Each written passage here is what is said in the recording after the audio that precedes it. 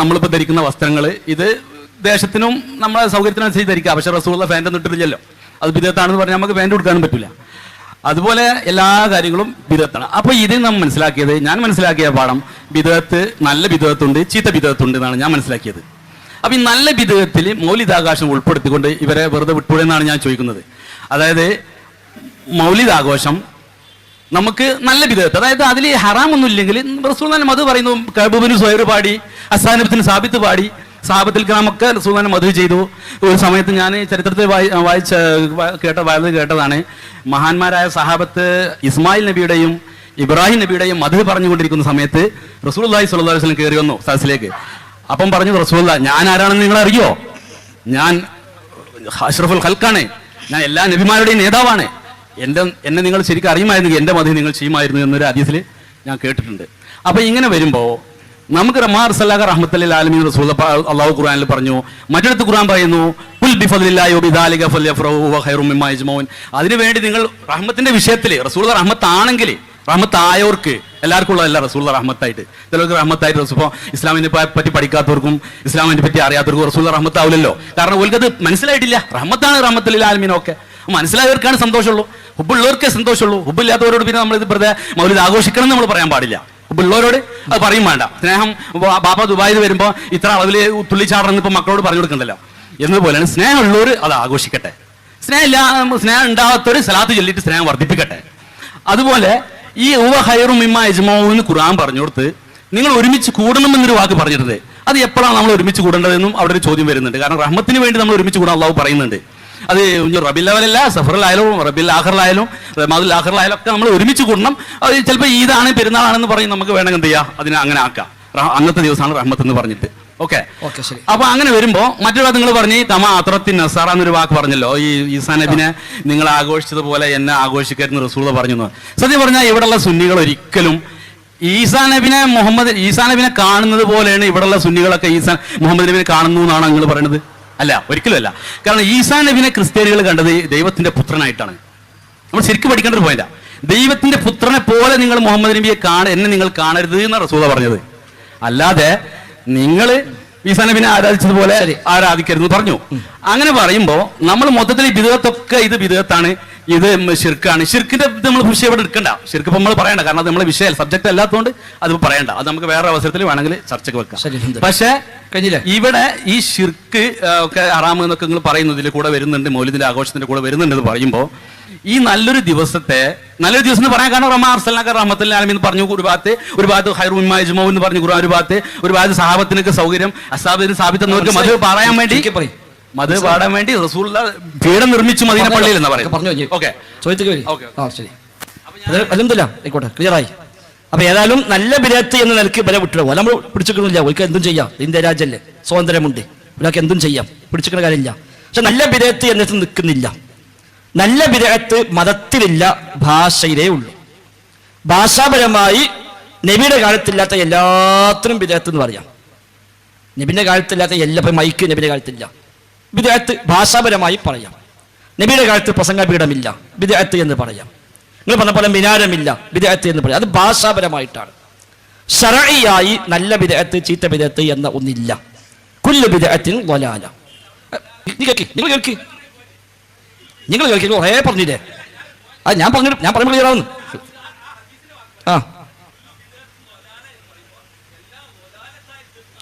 അത് നിങ്ങളെ വക, അതാരും പറഞ്ഞിട്ടില്ല.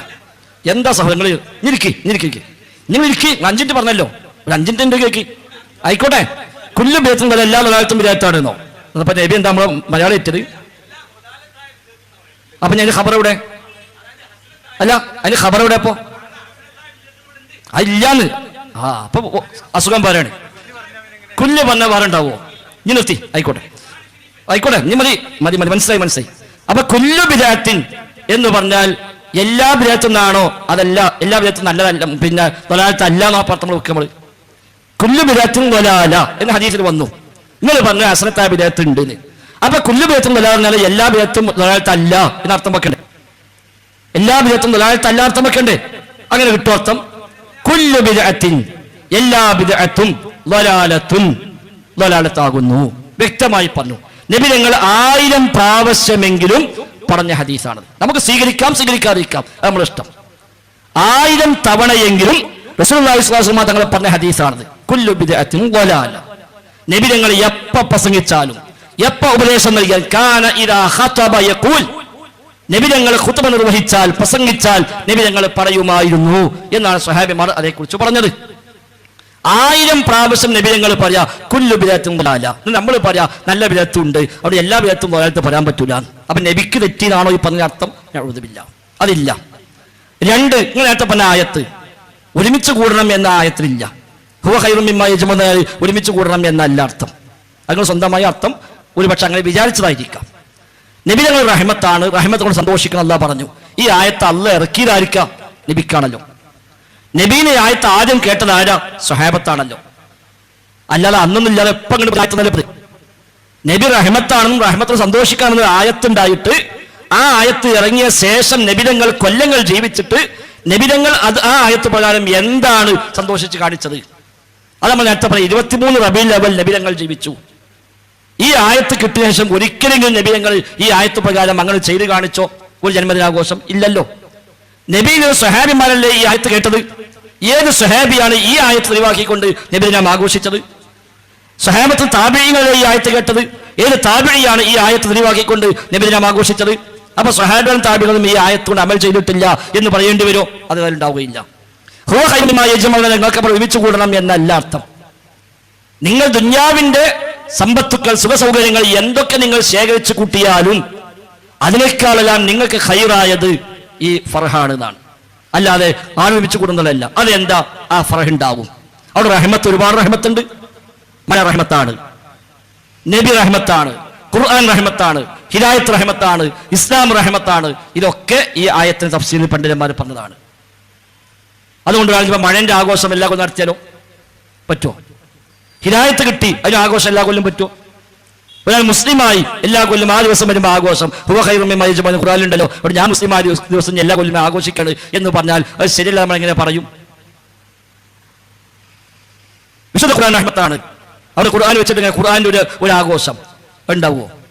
അപ്പൊ നമ്മളവ അർത്ഥം വെക്കുമ്പോൾ അതൊക്കെ ന്യായമായി മാറും. എന്താണെങ്കിലും ശരി, മതത്തിൽ നല്ല ബിദ്അത്തില്ല. മതത്തിൽ കുല്ലു ബിദ്അത്തിൻ ളലാല. 1000 തവണയെങ്കിലും ഹബീബായ മുഹമ്മദ് മുസ്തഫ സ്വല്ലല്ലാഹു അലൈഹി വസല്ലം തങ്ങൾ പറഞ്ഞ ഹദീസ് എല്ലാ ബിദ്അത്തും ളലാലത്താണ്. നീ കേട്ട സ്വഹാബിമാര് പറഞ്ഞു, ഇബ്നു മസ്ഊദ് പറഞ്ഞു വകുല്ലു ബിദ്അത്തിൻ ളലാല വഇൻ റആഹ അന്നാസു ഹസന. ഇബ്നു മസ്ഊദ് എന്ന സ്വഹാബിയുടെ വാക്ക്. വകുല്ലു ബിദ്അത്തിൻ ളലാല, എല്ലാ ബിദ്അത്തും ളലാലത്താണ്. വഇൻ റആഹ അന്നാസു ഹസന, ജനങ്ങൾ അത് നല്ലതാണ് എന്ന് അഭിപ്രായപ്പെട്ടാലും ശരിയാണ്. ജനങ്ങൾ നല്ലത് എന്ന് അഭിപ്രായപ്പെട്ടാലും ശരി, എല്ലാ ബിദ്അത്തും ളലാലത്താണ് എന്ന് ഇബ്നു മസ്ഊദ് റളിയല്ലാഹു അൻഹു പറയുന്നു. മതത്തിൽ നല്ല ബിദ്അത്ത്, ചീത്ത ബിദ്അത്ത് എന്ന ഒന്നില്ല. ഭാഷാപരമായി പണ്ടില്ലാത്ത ഒന്ന് ഇന്നുണ്ടായാൽ അതിന് ബിദ്അത്ത്. ഇന്നില്ലാത്ത നാളൊന്നുണ്ടായി എന്ന് വിചാരിക്കാം. ഇപ്പൊ പാലത്തിൽ പഴയ പാലം പോയി പുതിയ പാലം വന്നു, അത് ബിദ്അത്താണ് ഭാഷാപരമായിട്ട്. അത്രേ അതിനർത്ഥമുള്ളൂ. ആ നിലക്ക് നല്ല ബിദ്അത്ത് പലതും ഉണ്ടാകാം. എന്നാൽ മതത്തിൽ അതില്ല. ഇന്ന് സഹോദരങ്ങൾ പറഞ്ഞല്ലോ ശിർക്കൊക്കെ അവിടെ കെട്ടെ, അത് നിൽക്കാൻ പറ്റില്ലല്ലോ. എന്തെല്ലാം പറഞ്ഞു നമ്മൾ നേരത്തെ പറഞ്ഞില്ലേ, ലോകം മൊത്തം നിയന്ത്രിക്കുന്നത് CM അടവിട്ട് അതോടെ കെട്ടാൻ പറ്റുമോ?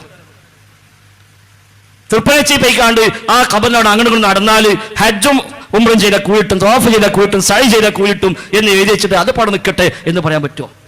നബിയെ സ്നേഹിക്കുന്ന ഒരാൾക്ക് ഇങ്ങനെ പറയാൻ കഴിയാം?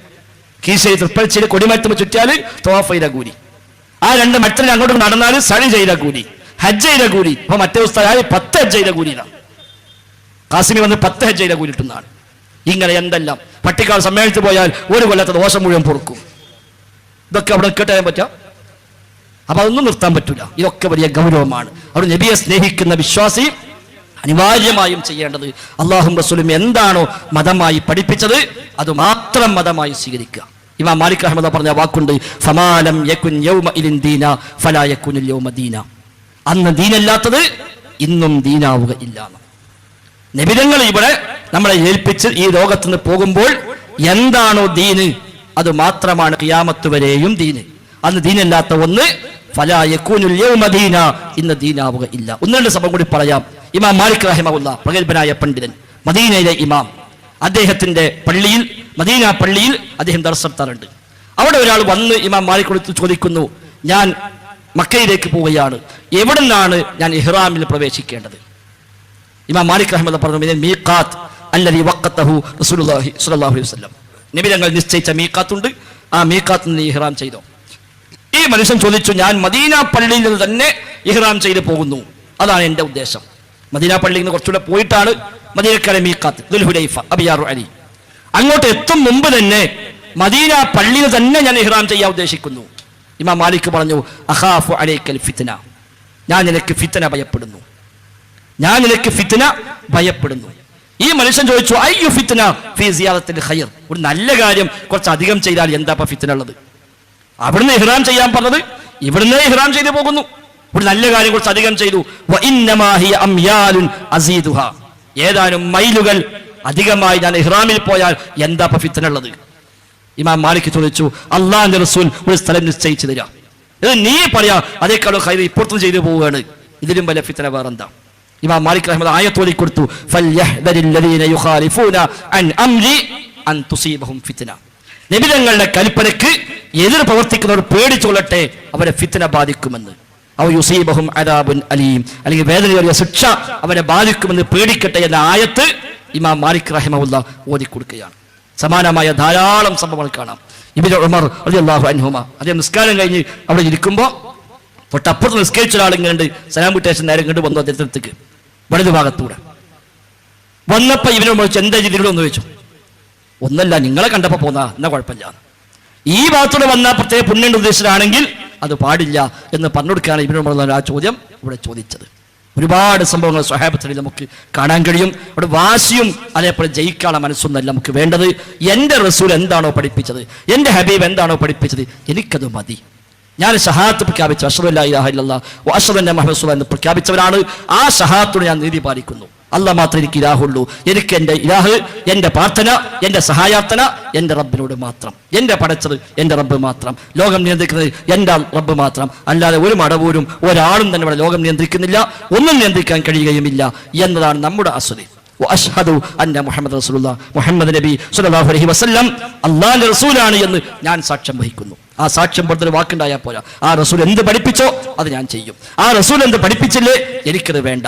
ആ റസൂൽ അധ്യാപനം എന്താണോ ഞാനതാണ് ചെയ്യുക. അതാണ് നബിയോട് സ്നേഹം, അതാണ് പഠിപ്പിക്കപ്പെട്ടത്.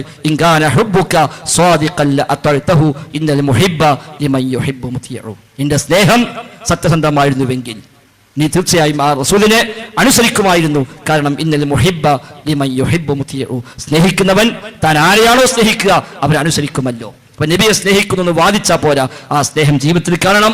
രാവിലെ ഉണരുന്നത് മുതൽ ഉറങ്ങുന്നത് വരെ ജീവിതത്തിലെ എല്ലാ രംഗത്തും നബി തങ്ങളുടെ മാതൃക പിൻപറ്റാൻ നാം പരിശ്രമിക്കുക, അത് പഠിക്കുക. അല്ലാഹു തൗഫീഖ് നൽകി അനുഗ്രഹിക്കുമാറാവട്ടെ.